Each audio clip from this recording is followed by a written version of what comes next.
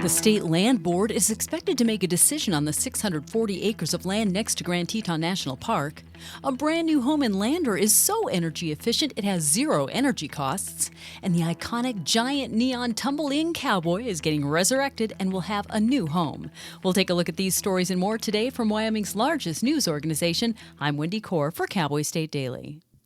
Federal and state regulations may clash with what the public has made crystal clear that it wants. Keep a pristine parcel of public land that borders Grand Teton National Park public.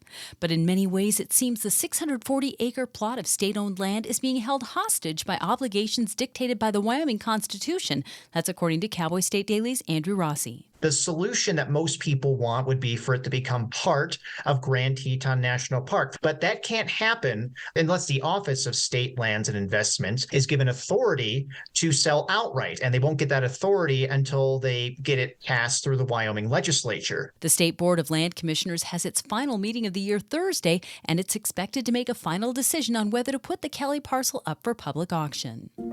Well, as a broad and deep sector of Wyoming's economy, outdoor recreation already has a huge presence in the Cowboy State, but some focus could turn it into a powerhouse. Steph Kessler of Lander is a consultant who's been charged with organizing and promoting the Wyoming Outdoor Recreation Business Alliance. She told Outdoors reporter Mark Hines that while outdoor recreation is frequently lumped in with tourism, it's also its own entity with threads running deep in many Wyoming towns. People really overlook the scope of outdoor recreation in Wyoming. Some of the world's top high-end compasses are built right here in Wyoming. How many people in Wyoming even know that? We've got high-end backpacks. Some of the best world-renowned optics as far as binocular spotting scopes and rifle scopes are made right here in Wyoming. Well, it's a world-class net zero energy home right here in Wyoming, but you'll find no outrageously strange gizmos or gadgets in the home outside Lander in Red Canyon that's listing for $1.1 million. The model home UW students helped design and build was meant to be feasible for ordinary Wyoming home builders.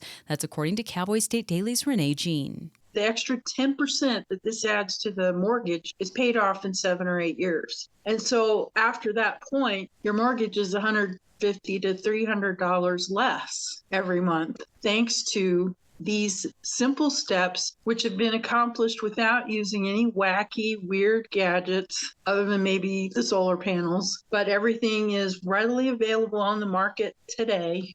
I'll be back with more news right after this.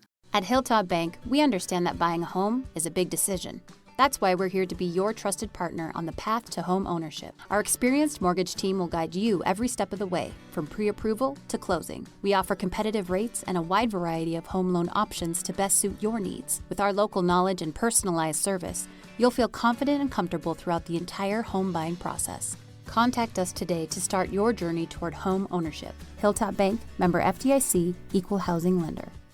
The 28-foot-tall neon Cowboy that towered over the iconic Tumble Inn, once a favorite stop for anyone traveling through Wyoming along U.S. Highway 26, is being resurrected in the shop of a Casper master craftsman.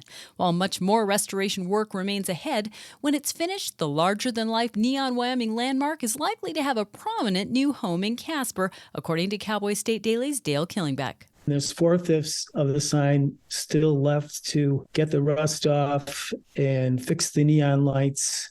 They also report that they have a location that they want to stand that Cowboy up again at. It's going to be in Casper at an intersection of Yellowstone Highway and Elm Street.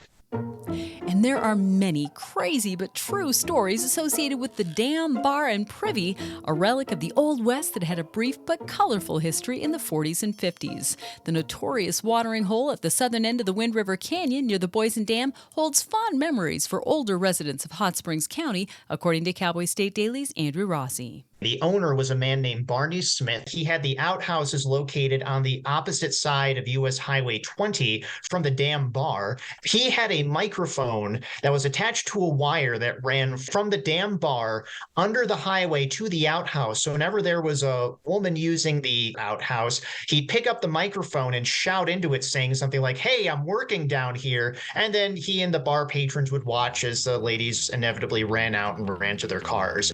And that's today's news. If you're ready to unlock your daily dose of Wyoming, sign up for the Cowboy State Daily newsletter at www.cowboystatedaily.com. I'm Wendy Corr for Cowboy State Daily.